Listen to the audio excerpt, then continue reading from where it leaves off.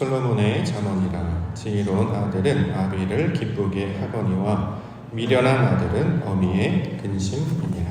아멘. 자, 오늘부터는 잠언을 살펴보고자 하는데요. 오늘 제목은 솔로몬의 잠언이라는 제목입니다. 독특하게도 이 제목은 파란 글씨 제목으로도 되어 있고 9절 안에 들어와서 솔로몬의 잠언이라는 말로도 시작하고 있습니다. 1장부터 9장까지는 이제 작년에 이맘때 이제 잠언을 살펴보고 이어서 10장부터 이제 계속해서 좀 살펴보고자 합니다. 자, 잠언이라는 말이 무슨 뜻일까? 잠언. 해설서나 번역서를 보시게 되면 이 잠언은 속담이라는 말로 번역을 하고 있죠. 영어 성경을 보면 프로버브 이렇게 번역을 해놨는데요. 속담, 금언 또는 지혜 문장들 이렇게 번역을 하고 있습니다. 간단하게 이 잠언을 우리말로 이제 해석해보면 간단하게는 비유라는 말로 이 잠언의 내용을 받을 수 있을 것입니다. 하나님께서는 당신의 것들을 우리에게 나타내시고 계시하셔서 알게 하시기를 원하시죠. 근데 문제는 우리가 하나님의 의도를 다 이해할 수 없다는 거죠. 우리의 지식과 우리의 어떤 지혜력이 한계가 있기 때문에 무한하신 하나님께서 유한한 세상 가운데 이제 들어오셔서 그 접점을 만들어내시고 그 하나님의 뜻을 알게 하시려고 사용하시는 이 도구, 이것을 이제 비유라고 우리가 말할 수 있을 것입니다. 대표적인 비유가 마태복음 13장에 이제 등장을 하죠. 마태복음 13장에 보면 여러 가지 비유들이 소개되고 있습니다. 우리가 이제 익숙한 씨 뿌리는 자의 비유, 가라지 비유, 겨자씨 비유, 누룩 비유, 감추인 보화 비유, 진주 비유, 그물 비유, 이런 비유들을 계속해서 설명을 하고 있습니다. 왜 이 비유를 설명하고 있느냐? 하나님의 것을 직접적으로 알 수 없기 때문에 우리를 만나주셔서 이 언어라고 하는 이 관계를 통해서 하나님의 뜻을 알게 하신다라는 거죠. 비유를 통해서 가르치고자 하는 궁극적인 본질과 내용은 무엇이었는가? 그것은 다른 것이 아니라 바로 하나님의 나라였죠. 하나님의 일, 하나님께서 하시는 일이 어떤 것인지를 우리 가운데 가르치시고 알게 하시기 위해서 이 비유를 통해서 우리가 설명하고 있는 것입니다. 예수님께서 뭐라고 말씀하셨는가? 13장 34절과 35절. 예수께서 이 모든 것을 우리에게 비유로 말씀하시고 비유가 아니면 아무것도 말씀하지 아니하셨으니 이는 선지자를 통하여 말씀하신 바 내가 입을 열어 비유로 말하고 창세부터 감추인 것들을 드러내리라 함을 이루려 하심이라. 창세로부터 감추인 것들이 있단 말이죠. 이것을 드러내려고 비유로 말한다, 이렇게 이야기하고 있습니다. 그렇기 때문에 비유는 상징, 영어로 하면 메타포에 관한 내용이 될 텐데 의미를 알지 못하면 무슨 말인지 알지 못합니다. 직접적으로는 아예 알 수가 없고 비유도 그 의미를 제대로 해석하지 않으면 그 의도를 정확하게 알 수 없다는 거죠. 그런데 놀랍게도 비유가 가지고 있는 그 속성들을 이해하기 시작하면 오히려 가장 쉽게 말할 수 있고 가장 쉽게 이해할 수 있는 도구가 바로 이 비유가 되고 있습니다. 자, 이 비유를 지금 누가 해석을 해주시고 풀어주시는가? 성경에서는 바로 예수님께서 이 비유를 풀어주시고 해석해 주십니다. 이렇게 말씀하고 있습니다. 그러므로 그가 우리에게 남자가 되는 거죠. 엄연한 의미의 남편, 말씀을 해석해 주는 사람. 이건 이제 남자의 개념으로 성경에서 말하고 있지 않습니까? 자, 우리 가운데 찾아오셔서 하나님의 말씀을 풀어주시고 해석해 주시는 유일한 그 말씀의 사람, 진리의 사람. 자, 이것을 예수님께서 말씀을 해주셨기 때문에 우리가 말씀을 이해하고자 할 때, 이 풀이를 우리가 해석하고자 할 때 반드시 예수님의 해석을 거쳐가야 합니다. 그렇지 않으면 우리는 다 이것들을 사람의 방식이나 사람의 뜻으로 해석하려고 하는 성향을 가지고 있기 때문입니다. 이 비유와 같은 의도로 우리 가운데 준 말이 이제 예언이라는 말도 여기 같이 속하게 되겠죠. 예언, 하나님의 말씀을 우리 가운데 들려주시는 거예요. 자, 하나님의 말씀, 하나님께서 우리 가운데 당신의 뜻을 가르치시고 알게 하시기 위해서 뭔가를 주셨다면 이걸 우리가 어떻게 풀어야 되는가? 베드로후서 1장 20절과 21절. 언제 알 것은 성경의 모든 예언은 사사로이 풀 것이 아니니 예언은 언제든지 사람의 뜻으로 낸 것이 아니요 오직 성령의 감동하심을 받은 사람들이 하나님께 받아 말한 것이다. 이렇게 설명을 하고 있습니다. 성경이 어려운 이유는 성령의 감동을 따라 만들어졌기 때문에 사사로이 풀면 안 된다라는 거죠. 근데 우리는 주로 사사롭게 풀죠. 그래서 기복신앙이 된단 말이죠. 사람들은 자신의 욕망을 채우기 위해서 하나님을 이용합니다. 그렇기 때문에 기복신앙이 되죠.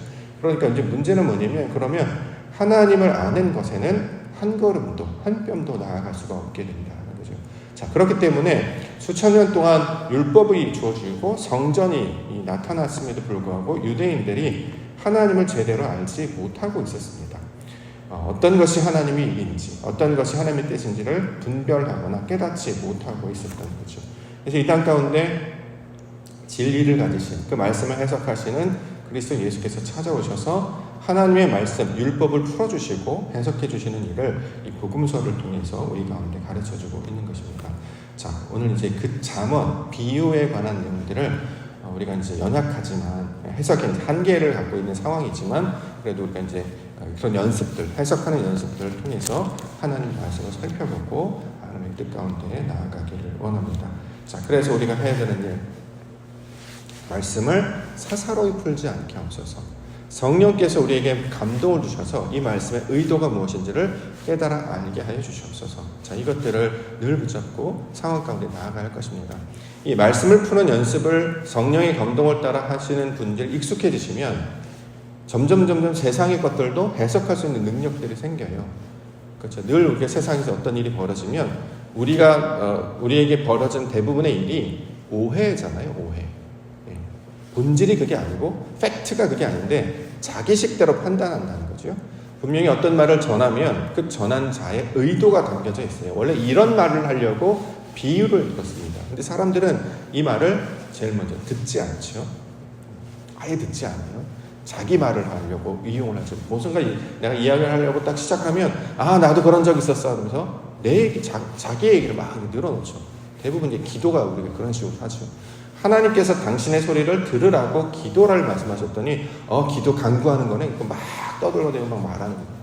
이게 이제 사람들의 모습이 되기도 하고, 또 문제는 뭐냐면 들어도 알지 못하는 이유는 의도를 이해하려고 하지 아니하고 그냥 중간에 듣다가 이제 끊어버린 자기식들 이런 말이네 라는 식의 넘겨 짚는다는 거죠. 그러다 보니까 오해, 갈등 이런 생각들이 나타나게 되는 것이죠. 그래서 이 땅 가운데 오셔서 예수님께서 하신 것은 이제 기도가 뭔지를 가르쳐 주셨어요. 기도. 그래서 기도가 뭐냐면 먼저 하나님의 나라와 의를 구하는 것이다.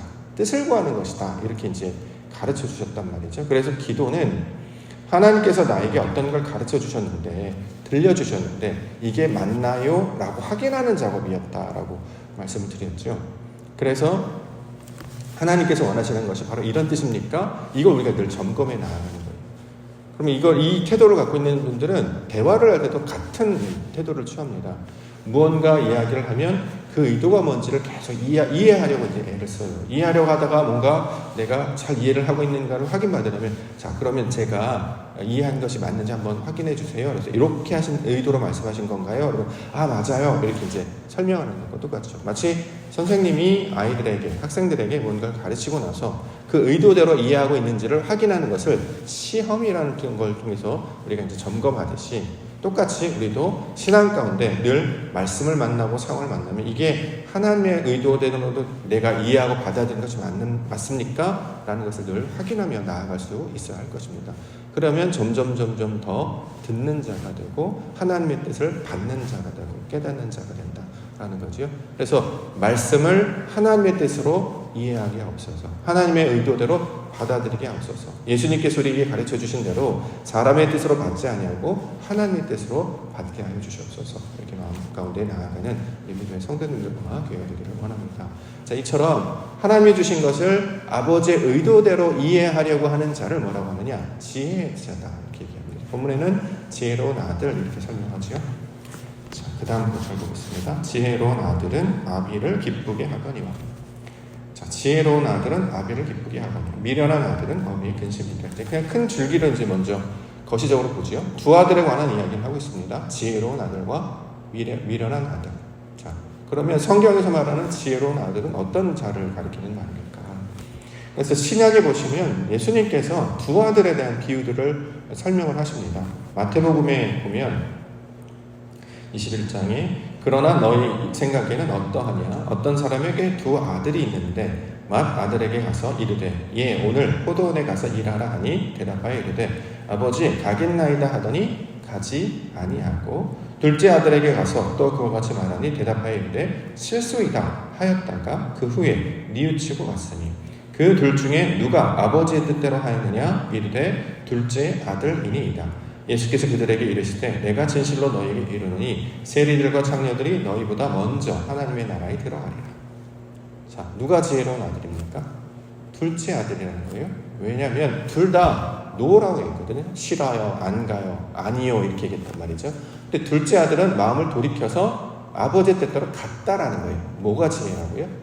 마음을 돌이키는 게 지혜라는 거예요. 아버지의 뜻을 받아서 마음을 돌이키게 되는 것을 성경은 지혜라고 합니다.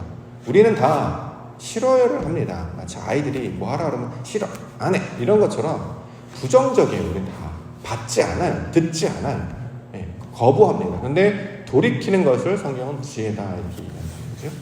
누가복음 15장에도 두 아들 이야기를 하잖아요. 첫째 아들, 둘째 아들. 그래서 이걸 우리가 보통 탕자 비유로 많이 기억하고 있죠.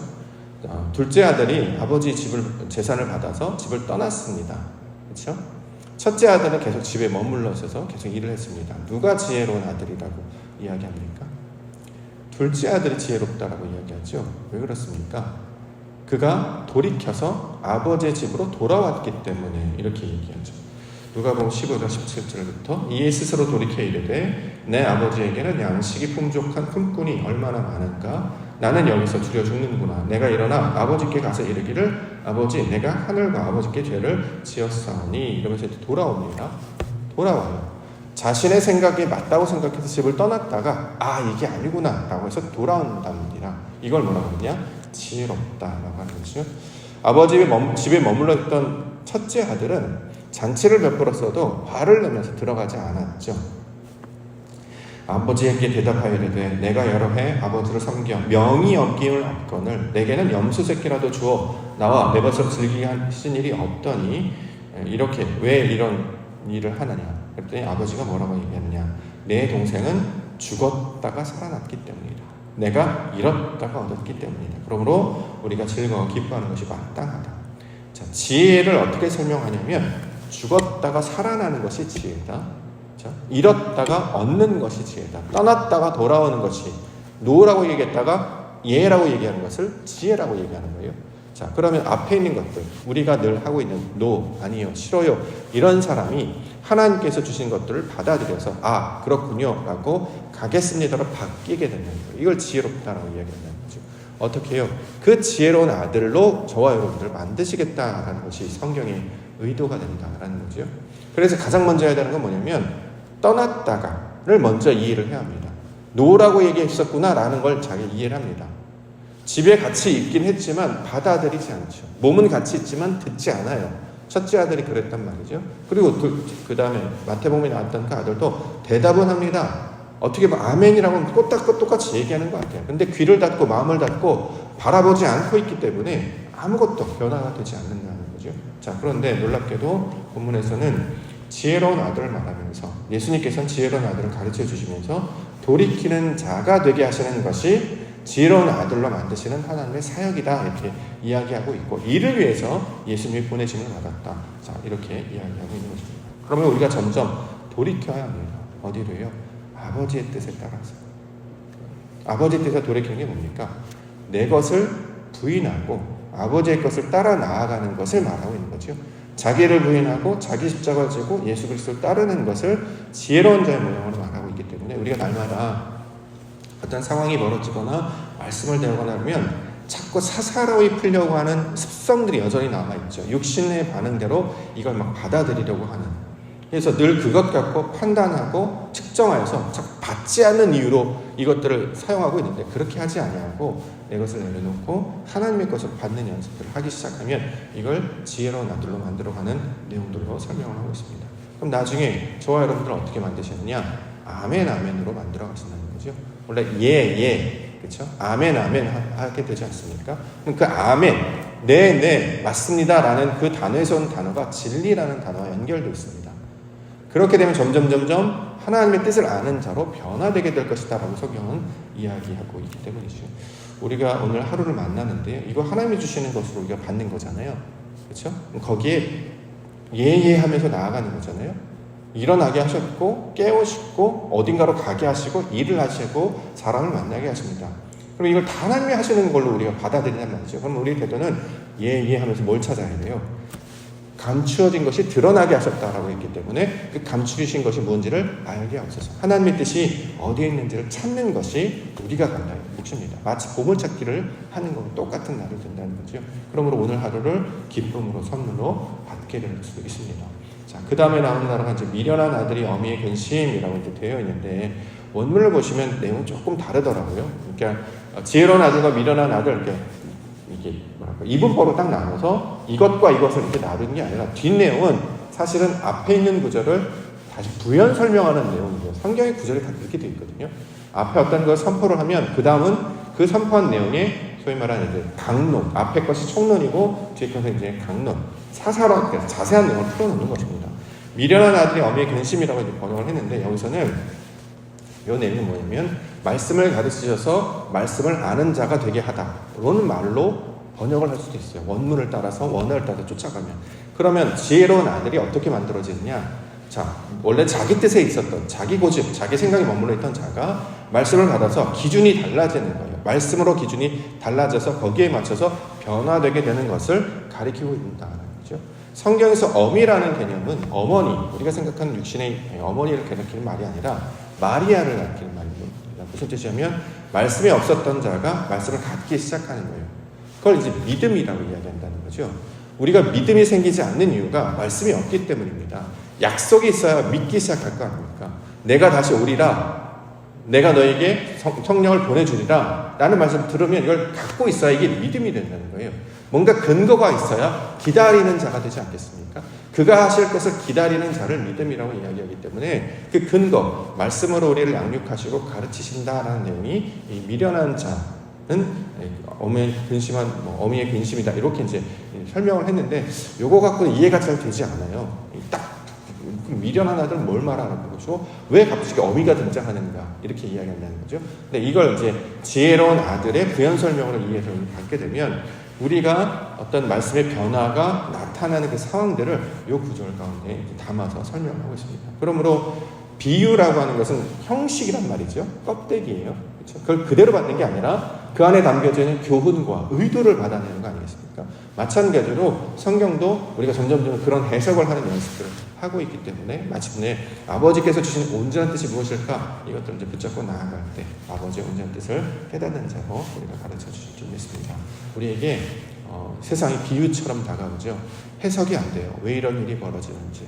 지난주도 어려운 일을 당했던 소식들을 굉장히 많이 접해서 좋은 소식도 있었습니다만 슬픈 소식도 세상 가운데 고통과 어려움을 당하시는 분들 소식 되게 많이 들었는데 왜 이런 일이 일어나는지 우리는 다 해석할 수 없습니다. 그러나 찾는 거죠.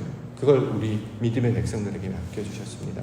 더군다나 나날이 하나님과 이렇게 동행하며 나아갈 때 펼쳐주시는 것을 통해 아버지의 뜻을 가르쳐 주시고 이것들을 찾고 구하는 자로 저와 여러분들을 불러주실 줄 믿습니다. 그 지혜로운 아들들이 되시는 우리 믿음의 하루 되기를 소망합니다. 오늘도 하나님의 나라 뜻을 구하며 아버지의 영광 구하기를 원하오니 주 그리스도 예수여 오시옵소서. 내게 이 뜻이 무엇인지를 가르쳐 주시고 내가 내 것을 내려놓고 주님 것을 붙잡고 나아갈 때 그 십자가를 넘어 하나님의 것으로 다시 거듭나는 그 부활의 영광을 깨달아 알게 하시고 말씀 가운데 진리 가운데 사는 거룩한 주의 백성 되게 하여 주시옵소서. 이렇게 기도 가운데 나아갈 때 하나님께서 우리와 함께 해 주실 줄 믿습니다. 주 말씀으로 동행하시는 진리를 찾으시는 우리 믿음의 하나님 되시기를 주님으로 축원합니다.